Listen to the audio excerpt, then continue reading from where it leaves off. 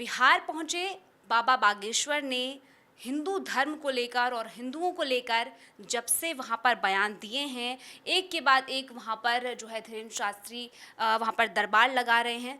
तो वहाँ पर जो राजनीतिक पार्टियां हैं, खास करके विपक्ष, उसमें हलचल देखने को मिल रही है। बागेश्वर धाम जो बातें कर रहे हैं उससे हिंदू एकजुट हो सकता है और इससे जो वहाँ पर विपक्षी पार्टियां हैं उनका गेम जो प्लान है वो पलट सकता है। तमाम बातें कही जा रही है, लेकिन आज हम क्योंकि न्यूज़ रूम में हैं तो यहाँ पर हम चर्चा करते हैं लोगों से, यहाँ जो क्या राय रख रहे हैं उनसे बातचीत करते हैं और इस पूरे मुद्दे का एंगल जानने की, समझने की कोशिश करते हैं। आयुन भारत की डायरेक्टर हमारे साथ अर्चना मैम यहाँ पर जुड़ गई हैं। अर्चना जी, ये बताइए कि धीरेन्द्र शास्त्री बिहार पहुँच गए हैं, लेकिन वहाँ की जो पार्टियां हैं, विपक्ष, वो इतना क्यों बौखलाया हुआ है, या फिर कह लीजिए उनको इतना क्यों, उनका जो है झटपटाहट देखी जा रही है उसमें? तानिया, जो आपने अपने ओपनिंग रिमार्क में कहा ना कि डर है, कि उनको लग रहा है कि हिंदू एक हो रहा है, सबसे बड़ा डर यही है क्योंकि बिहार की राजनीति ही है जाति पर आधारित राजनीति। बिहार में कोई कितनी बातें कर ले, लेकिन जब वोट देने जाता है तो वो जाति के आधार पर ही वोट देता है और बिहार के लिए कहते हैं कि जाति है जो जाति रही। तो अगर वहाँ पर धीरेन्द्र शास्त्री ये कहेंगे कि हिंदू एकजुट होगा, धीरेन्द्र शास्त्री कह रहे हैं यहाँ कोई ब्राह्मण नहीं, कोई ठाकुर नहीं, कोई बनिया नहीं, कोई भूमियार नहीं, सब नहीं, सब सिर्फ हिंदू हैं। तो ये सुन के वो लोग जो सिर्फ जाति आधारित पार्टियां हैं, जो जातियों के आधार पर ही आज तक जिनकी राजनीति चलती आई है, तो उनको दर्द होगा, उनको दिक्कत होगी। और इसीलिए वो ये भी कह रहे हैं कि बीजेपी की बी टीम है, या बीजेपी ने अपने प्रचार के लिए धीरेन्द्र शास्त्री को भेजा है, बाबा बागेश्वर को भेजा है, उनका प्रचार कर रहे हैं। दरअसल ये बीजेपी की जो लाइन है ना, उससे मिलता है। दिक्कत इसलिए है, बीजेपी भी यही चाहती, उसकी लाइन यही है कि हिंदुत्व के अम्ब्रेले के नीचे सारे हिंदू एक हो जाएं, जातियों में ना बटें। लेकिन विपक्ष की जितनी राजनीति है वो सिर्फ और सिर्फ जातियों में बांटने की है। और बिहार जैसी जगह पर, बिहार जैसे राज्य में अगर कोई आकर हिंदुओं को एक होने की बात करेगा, और सबसे बड़ा डर तब लगता है, बात करें बहुत लोग करते, नहीं लगता, क्यों लगता है? लाखों भीड़ आ रही है बाबा बागेश्वर की कथा में, लाखों लोग आ रहे हैं। मतलब ये स्थिति है कि मना करना पड़ रहा है उनको। वो कह रहे हैं कि भाई आप घर से रहिए, वीडियो जारी कर रहे हैं कि मत आए लोग, भगदड़ की स्थिति ना हो जाए, इसीलिए वो कथा जल्दी खत्म कर दे रहे हैं।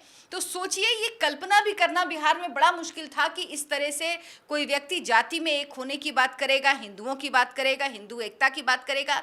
और जो लोग विरोध कर रहे हैं उनको दिक्कत इस बात से है कि हिंदुओं की एकता की बात क्यों हो रही है। यानी उनको लगता है कि विरोध की बात करो, हिंदुओं को तोड़ने की बात करो तो वो बात ठीक है।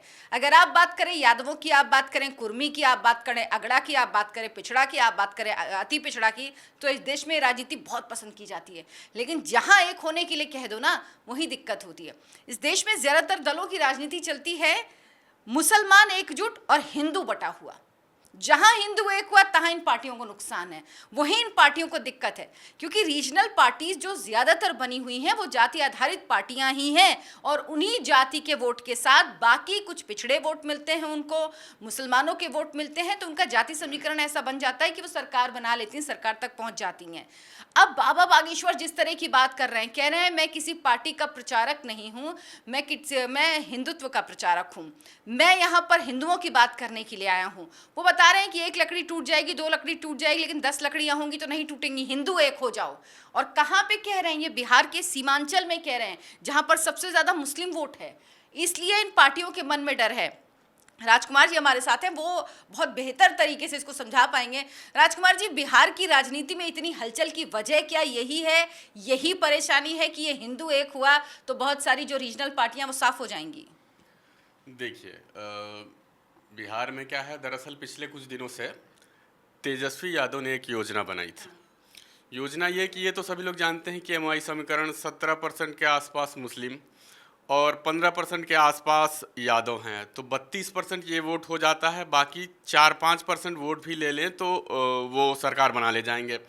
तो इस बार उनकी योजना ये थी, बड़े सलीके से उन्होंने तैयारी की थी कि नीतीश कुमार के वोट को काटना है, दूसरी बात पिछड़ी जातियों के वोट को कैसे काटना है, तीसरी बात ये कि अति पिछड़े जो हैं उनके वोट को कैसे अपने पास ले आना है। तो उसकी तैयारी भी शुरू हो गई थी। तो जो 4% के करीब कुर्मी कोयरी वोट हैं जो नीतीश कुमार की जाति से आते हैं, तो उनको काउंटर करने के लिए उन्होंने अभय कुशवाहा को आगे कर दिया है। अभय कुशवाहा को जिम्मेदारी दे दी है कि इस पार्टी के जाति के वोट को अपने पाले में करें। दूसरी बात, ये जो पिछड़े और दलित हैं, पासवान समाज के लोग हैं, उनको अपने पाले में करने के लिए उन्होंने ये रामविलास पासवान के भाई हैं पशुपति पारस, तो उन पे लंबे समय से डोरे डाले जा रहे हैं कि मेरे पास आ जाएं तो इनका वोट आ जाएगा। और तीसरे हैं मुकेश सहनी, वीआईपी पार्टी के, वो मलाह और अति पिछड़ी जातियों के का प्रतिनिधित्व करते हैं, तो उनको अपने पाले में उन्होंने कर लिया है। तो ये इस तरह से इन लोगों को मिला के तकरीबन 7 से 8% वोट हो जाते हैं। तो ये 8% वोटों में से अगर 30-40% भी ये ले जाते हैं तो ये सरकार बना लेंगे, ये सोच रहे थे वो। लेकिन ये अब बाबा बागेश्वर जो आए हैं, तो इन्होंने इनके सारे समीकरण को, अगर बाबा बागेश्वर की चली और उनकी बात को माना जनता ने, तो अगर वो एकजुट होती है तो इनके सारे समीकरण यहीं पे ध्वस्त हो जाएंगे। यही वजह है कि छटपटाहट आरजेडी में देखी जा रही है। और उनके विधायक हैं, वो कह रहे हैं कि ये राम रहीम की तरह हैं और ये आसाराम बापू की तरह हैं, इनको जेल में डाल देना चाहिए, ये संवैधानिक बातें नहीं हैं, असंवैधानिक बातें कर रहे हैं। लेकिन ये मैं उनको कहना चाहूँगा कि ये बातें करना असंवैधानिक नहीं है, वो इस पे कानून बना नहीं रहे हैं, और वो इस स्थिति में नहीं है कि वो भी कहें कि हिंदू राष्ट्र के लिए हम नया कानून पारित कर रहे हैं। वो कहना, कोई भी आज़ाद भारत है और स्वतंत्र देश में कोई भी अपनी बात रख सकता है, और बाबा बागेश्वर भी यही बात कह रहे हैं।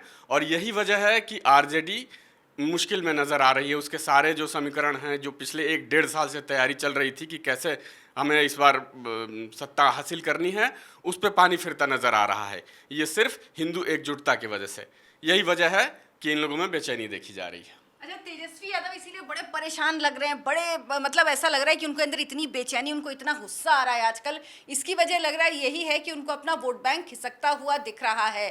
क्योंकि बाबा बागेश्वर जो बात करते हैं उसमें कोई असंवैधानिक बात है ही नहीं, वो कोई तोड़ने की बात, मैंने उनकी पूरे जो बात वो करते हैं, जो अपनी रामकथा के दौरान जो लोगों को संबोधित करते हैं, मैंने इसीलिए सुना, मैंने सोचा शायद कोई ऐसी बातें करते हो जिसमें लोगों के विभाजन की बात हो, शायद कोई ऐसी बातें करते हो जो कानून के हिसाब से गलत हो, जो कानून के दायरे में नहीं आती हो। लेकिन एक बात वो ऐसी नहीं करते, तभी तो ये लोग आज तक ऐसा हुआ है कि नहीं जा पाए, एक रिपोर्ट नहीं करा पाए, कोर्ट में नहीं जा पाए। नहीं तो इनका बस चले तो सबसे पहले इनकी कथा रुकवा दें, लेकिन ये लोग किसी और के बारे में नहीं बोलते। श्रेय, जो कुछ भी बिहार में हो रहा है, जैसे चल रहा है, और अब तेजस्वी यादव ऐसा लग रहा है कि बैकफुट में है, वो ज्यादा विरोध में नहीं बोल रहे हैं बाबा बागेश्वर के, क्योंकि उनको वो वोट दिख रहा है जो वोट एकजुट हो रहा है। क्या ये डर भी है? लेकिन क्या तेजस्वी इसके लिए कोई रणनीति बना रहे हो? बाबा बागेश्वर जो कहते हैं वहां पर, जिस तरह से कहते हैं, सबसे पहले तो आप वही बताइए। देखिए अर्चना, सबसे पहली बात यह है कि जो बिहार की राजनीति है, कोई माने या ना माने, मगर देश की सबसे एंटरटेनिंग जो राजनीति होती है वो तो भैया बिहार की ही होती है। चाहे आप बयानबाजी सुन लीजिए, चाहे किसी तीसरे की एंट्री होती है, चाहे बिहार के अंदर जितने भी नेता हैं उनके अलावा किसी और की भी एंट्री हो जाती है, तो मतलब जो विपक्ष है इस वक्त बिहार का, वो छटपटाने लगता है। जैसा कि आपने अभी देखा, बागेश्वर धाम बाबा की जब एंट्री हुई धीरेन्द्र शास्त्री जी की, तो पूरा विपक्ष छटपटाने लग गया। क्यों? उन्हें यह लगता है, देखिए बिहार के अंदर लोग जातियों में बढ़ जाते हैं।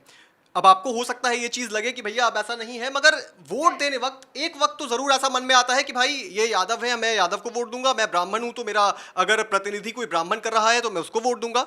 मगर बिहार के अंदर हिंदू मुस्लिम इतना ज़्यादा नहीं होता है, जातियों में होता है। मगर धीरेन्द्र शास्त्री जो किसी पार्टी के नहीं है, वो जब बिहार के अंदर आते हैं और हिंदू की बात करते हैं, इसका मतलब ये होता है कि जो यादव है और ब्राह्मण है दोनों एक हो जाएंगे। अब दोनों एक हो जाएंगे तो वो किसको वोट देंगे और किसको नहीं देंगे, इससे खतरा बढ़ जाता है। क्योंकि देखिए, जिस तरीके से पिछला आप चुनाव अगर देखें, पूरा लग रहा था कि तेजस्वी यादव जो है वो सरकार बनाएंगे। सबसे बड़ी पार्टी है इस वक्त भी बिहार के अंदर, आरजेडी सबसे बड़ी पार्टी है। और पिछले चुनाव में तेजस्वी यादव ने सिर्फ एक गलत बयानबाजी की थी अर्चना, सिर्फ एक गलत बयान कि भाई अगर आरजेडी की सरकार आएगी तो जो छोटे मोटे लोग होते हैं, जो पिछड़ी जाति के लोग होते हैं, वो अगड़ों के सामने, बाबू साहेब के सामने छाती चौड़ा करके रहेंगे। और यहां से जो उनकी राजनीति पलटी, क्योंकि लोगों को लगा, लोगों को फिर से वो जंगल राज याद आ गया, किस तरीके से लालू यादव की बेटी के लिए जो शादी थी उसमें कैसे सोफे लूट लिए जाते थे, फर्नीचर लूट लिए जाती थी, गाड़ियां लूट ली जाती थी सिर्फ शादी के लिए। वो जंगल राज लोगों को याद आ गया। और इस बार तेजस्वी यादव बिहार के इलेक्शन में कोई गलती नहीं करना चाहते हैं। जिस तरीके से बागेश्वर बाबा को आने से रोका गया, ये रोका, खैर तो क्या ही रोकेंगे, मगर जिस तरीके से प्रयास किया गया, ये प्रयास कौन कर रहा था? ये प्रयास कर रहा था विपक्ष। नीतीश कुमार तो जाहिर सी बात है वो क्यों रोकेंगे, मगर विपक्ष रोकने का प्रयास इसलिए कर रहा था क्योंकि भाई उनको पता है अगर हिंदू एक हो गया तो बिहार के अंदर फिर से जो है 5 साल अब झुंझुना हाथ में मिल जाएगा। दूसरी चीज ये कि जिस तरीके से बिहार की राजनीति घूमती है, तेजस्वी यादव इस बात को जानते हैं कि भाई अगर अब 5 साल नीतीश कुमार, जिस तरीके से उनके एक छवि है, पलटू राम की छवि है, वो लालू यादव का आपने बयान देखा होगा किस तरीके से वो कहते हैं कि हमारे दरवाजे जो है नीतीश चाचा के लिए अभी भी खुले हैं, तेजस्वी यादव के वो चाचा हैं उनके लिए दरवाजे खुले हुए हैं, मगर घुमा फिरा करके तेजस्वी यादव जो है वो सीएम बनना चाहते हैं अर्चना।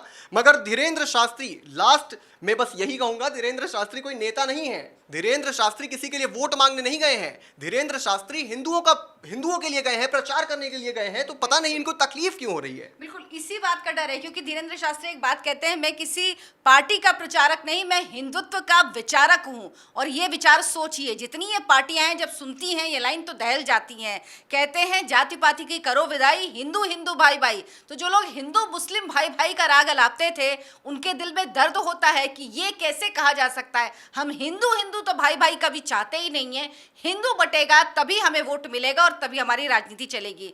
बाबा बागेश्वर जो बात कर रहे हैं वो लैंड जिहाद पर कर रहे हैं, लव जिहाद पर कर रहे हैं, धर्मांतरण पर कर रहे हैं, जिस विषय पर बिहार में बात ही नहीं होती है ज्यादा। ये बात जब वो कर रहे हैं तो इससे परेशानी हो रही सबसे ज्यादा विपक्ष के नेताओं को, क्योंकि ये सब वो सीमांचल में बोल रहे हैं। तो अपनी कॉन्स्टिट्यूएंसी को इन नेताओं को संबोधित भी तो करना है, ये बताना भी है कि भाई बाबा बागेश्वर कुछ भी कहें हम आपके साथ हैं, हम उनको गलत मानते हैं, इसीलिए जरूरी भी है ये मैसेज देना। साथ ही वो कह रहे हैं कि हम हिंदू मुसलमान करने नहीं आए हैं, हम हिंदू हिंदू करने आए हैं।